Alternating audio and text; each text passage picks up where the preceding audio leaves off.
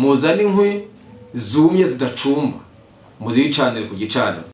Yambara ikabutura imbere y'ikanzu yera. Ikabutura isobanura iki? Sobanura ngo ukiranuka abantu batareba. Impamvu ya mbere nuko ikabutura imbere agakiza k'imbere ntako.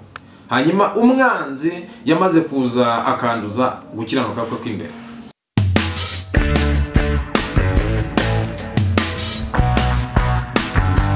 Abasuje mu izina rya Yesu. Mazina nitwa Nyamuka Jean Pierre Mose, umukozi w'Imana. Tugiye gusoma ijambo ry'Imana sanga mu gitabo cy'Abalewi. Turasoma ibice 10. Turasoma umurongo wa 7. Aravuze ngo kandi ntimube ku muryango w'ihema ry'ibonaniro mudapfa ko muriho amavuta y'Uwiteka Imana yabasize. Bagenza uko Mose yabategetse. Amen. Subiremo. Kandi ntimube ku muryango w'ihema ry'ibonaniro mudapfa kuko muriho amavuta Uwiteka Imana yabasize. Bagenza uko Mose yabategetse. Amen. Some dusoreze mu butumwa bwiza bwa Yesu kubwanditswe na Yohana. Turasoma ibice 4. Yohana ibice 4. Turasoma umurongo wa 23. Aravuze ngo ariko igihe kiraje ndetse kirasohoye ubwo abasenga by'ukuri basenga Data umwuka no mu kuri. Data ashaka ko bene abo ari bo bamusenga. Imana ni umwuka n'abayisenga bakwiye kuyisengera umwuka no mu kuri. Amen. Dusoma ijambo ry'Imana.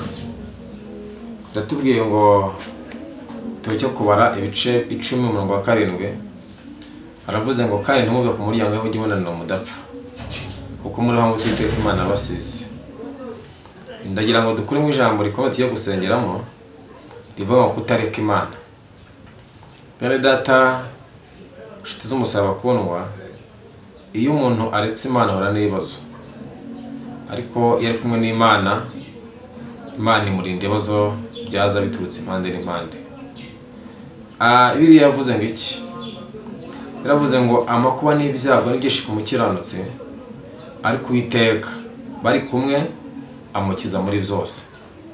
Bivuze ngo iyo umuntu ari kumwe n'Imana imukiza amakuba. Iyo umuntu ari kumwe n'Imana imukiza ibyago. Iyo umuntu ari kumwe n'Imana, Imana yenda imusimbutsa ibyamuhagurukiye. Kuki birivuze ngo ntitureke Imana? Impamvu tumwe kureka Imana nuko ibyo dukeneye byose bifitwe n'Imana. Kandi ibiduhiga ari byinshi, tudafite Imana byatwica tugatemanwaho n'umuyaga. Dawidi yaravuze muri Zaburi 124 avuga ngo iyo Uwiteka ateba ari umuhande rwacu ubwo abantu baduhagurukiraga bari kutumira bungura inkuba ry'umutsibo. Bivuze ngo Imana ari kumwe nabo. Iyo umuntu rero ari kumwe n'Imana, Imana yari musimbutsa ibibazo byose byaje. Birivuga ko Balewi, aya ni amagambo Mose yabwiye Abalewi bari ku gicaniro. Hanyuma ariko mvuze ngarutse nyuma gatoya, birigaragaza ko Abalewi batari bazwi. Bakomoka mu muryango wa Yakobo. Tangiriro 49 aravuga ngo nuko Yakobo agiye gupfa ahamagaza abana be abahesha umugisha arabaraga. Ageze ku mwana bitaga Rubeni, aravuga ngo Rubeni weho uri nk'amazi asandara. Hanyuma kuko wakoze kosa wurira uburiri bwa so ahita amuha umuvumo. Ageze ku muryango wa Simiyoni ndetse na Lewi. Kuri Simiyoni na Lewi vuga ngo mwebwe ntabwo umutima wanjye uzigeza ujya mu nama zanyu, kandi inkota yanyu nivusha amaraso. Ivuze naho ahise abahereza abavuma umuvumo. Biravuga ngo nuko bari bazize iki? Ngo bari barafashe mushiki wa Dina we yashakwa n'umunyamahanga bitaga Shekemu. Shekemu avuze ngo n'inkwano zose muzama nzemera zitange, ariko ndongora mushiki wanyu bita Dina. Bamufatiranya muri ya minsi 7 hajya ubukwe. Babwira Shekemu ngo najye kwikebesha. Niko umuryango w'Abisirayeli wari umeze. Amaze kujya kwikebesha ngo nuko Shekemu ari kwikebesha akiri mu ruguma. Lewi na Simiyoni bafata Shekemu n'amatungo n'ibyo baritwara binyaga. Hanyuma ngo Yakobo abika inzika ya. Birivuga iki? Bamaze gukura aba bana uko ari babiri n'imiryango yabo, bihimbira umwuga, biga ubufundi, kubaka amahema. Bibutse neza ko icyo umuntu azi n'icyo Imana inyuramo igukiza. Icyo umuntu azi n'icyo Imana inyuramo, ntabwo Imana ikora ikosa mu cyo umuntu atazi. Kabiri, imirimo myiza ituma Imana yigarura. Imana iza gusanga Mose, iravuga ngo mwana wanjye Mose, nyanza nkavugana nawe, ntibabyemba ko mvugana nawe, ariko mwe ndaza aho uri, indi mwico yifatanye, abantu bumvugane bakomera iteka ryose. Biri yavuze ngo iki? Imana isanga Mose, abantu bumva ko Imana ivuze. Iravuga ngo Mose, ndagira ngo ugende ubaka ihema. Nyuma kubaka ihema, hanyuma imuhapura y'ihema ribwubake. Amaze kuryubaka Mose, hanyuma Imana ikimubwira gutyo, biravuga ngo nuko Mose atanga itangazo. Aravuga ngo umuntu wese uri mwahangaha uzi kubaka ihema, wubatse ihema, niyegere hino ahangaha, akazi karabonetse.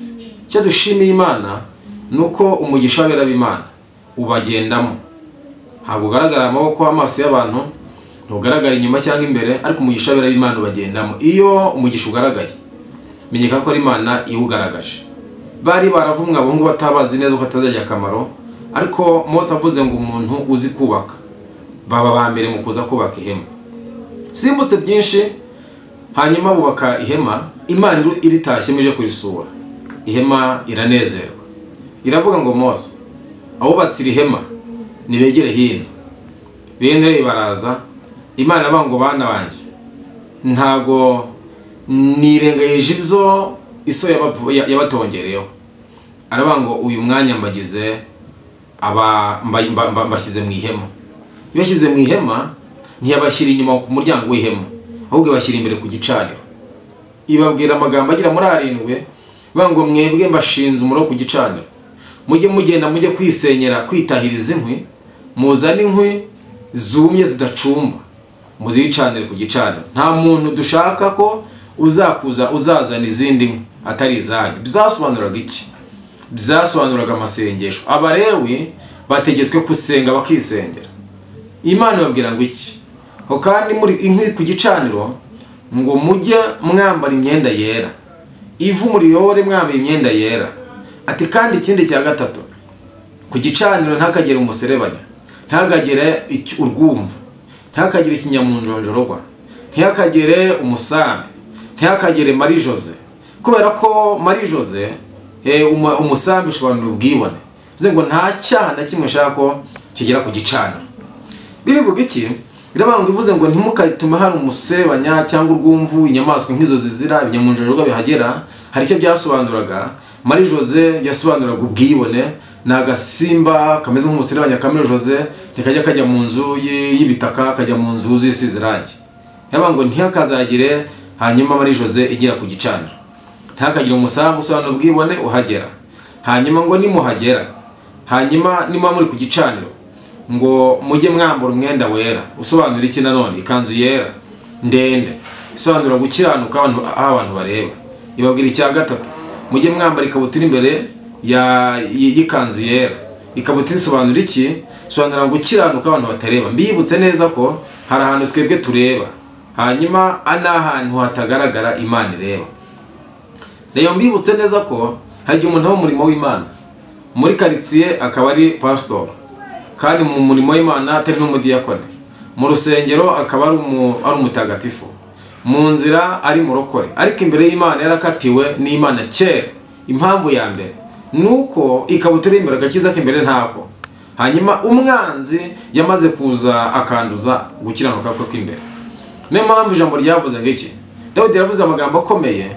Yaravuze ngo umukiranutsi w'Imana azahisha nk'umukindo, ashyirwe hejuru nk'umwerezi Lebanone, kuko yateye mu rugo rw'Iteka Imana.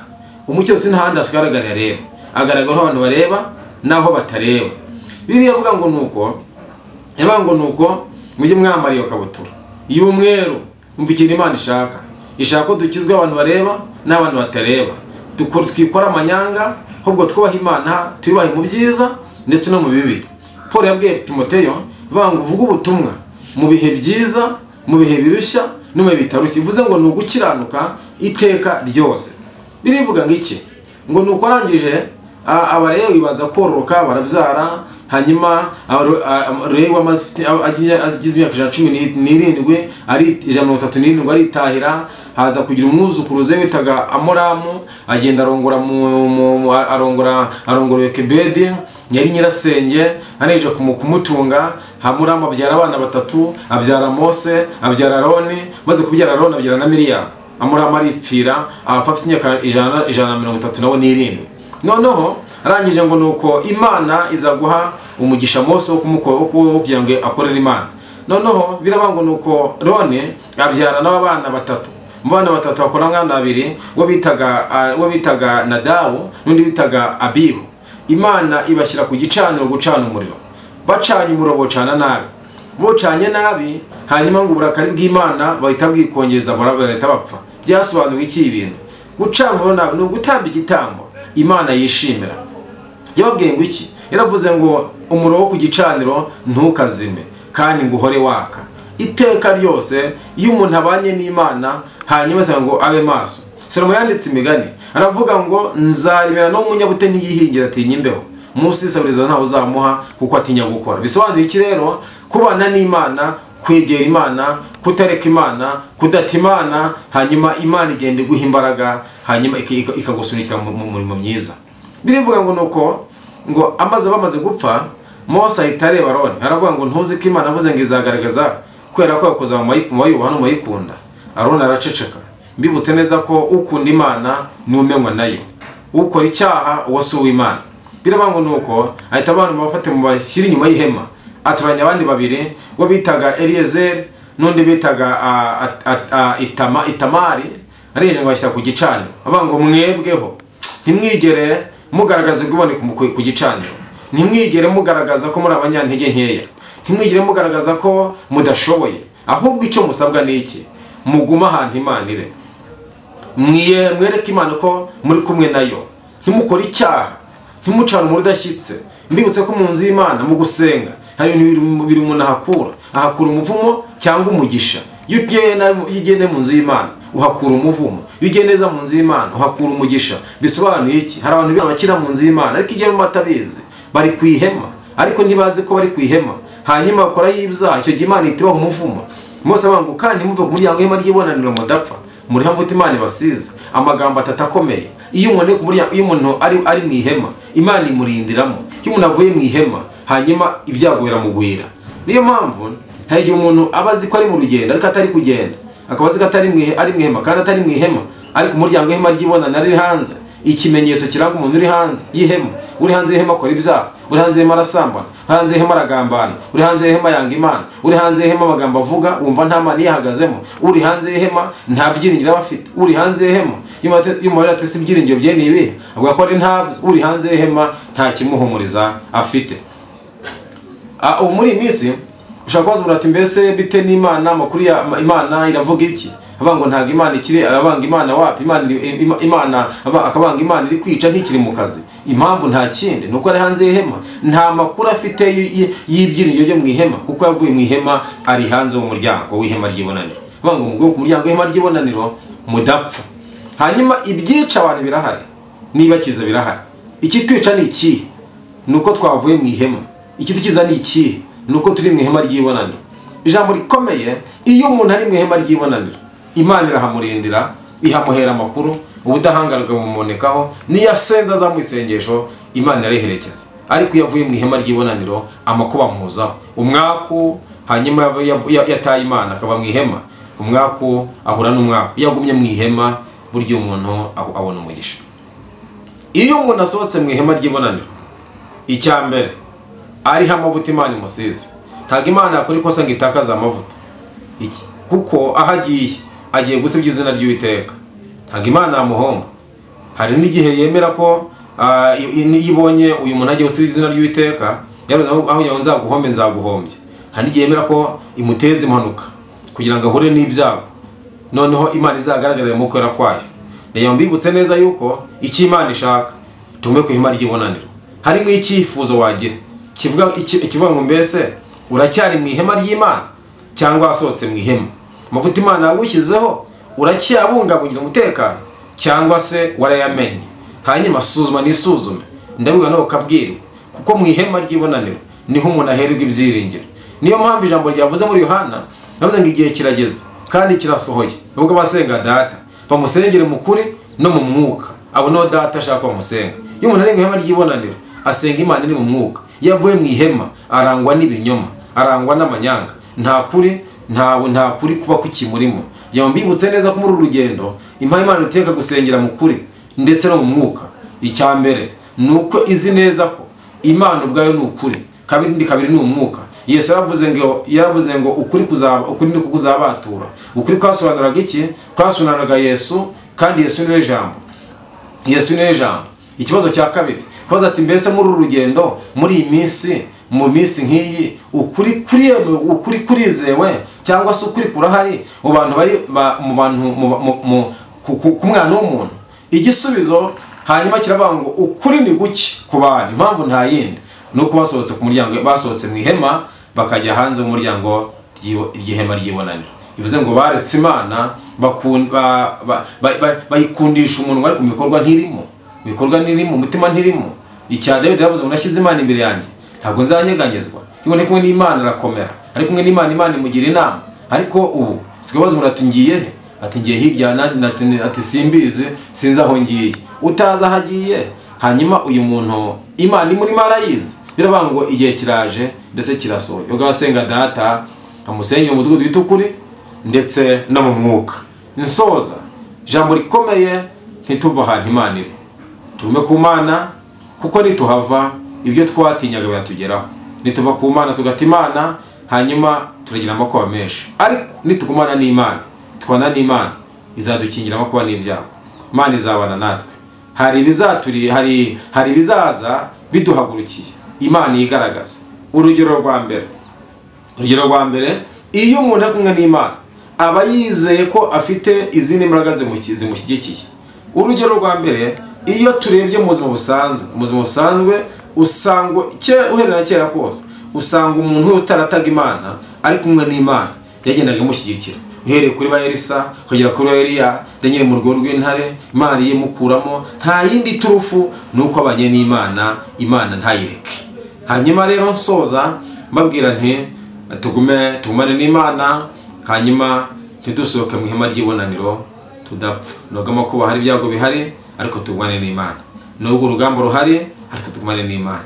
Hanyuma iyo dusubije amaso inyuma tubona benshi muri twe twari tuzi nk'abanyembaraga, umwanzi arabasohoye mu ihema kugira ngo abangishe Imana. Ariko ndimo n'inginga Imana umwanya kugira ngo tugume mu muryango w'ihema ry'ibonaniro, kandi Imana idushoboze. Reka dusenga Imana tubwira ngo Mwami dushoboze mu ihema ry'ibonaniro. Nyagora ku ngoma, Imana ikomeye, Imana yera, Imana ifite imbaraga n'ubutware, Imana ifite ubushobozi. Hanyuma tugize icyifuzo umwanya cyo gumana nawe. Twemerera uyu mwanya amasaha, uduhe imbaraga, uwazimiye wongere umugarure, abataye inzira bongere bayigarukemo, kugira tugume mu ihema ryawe mukunzi mwiza, niho ubugingo buherereye. Urakoze mu izina rya Yesu, amen. Kurikirana ibiganiro byacu n'ijambo ry'Imana kuri Gibeon TV Christi, mukora Sanis Prive.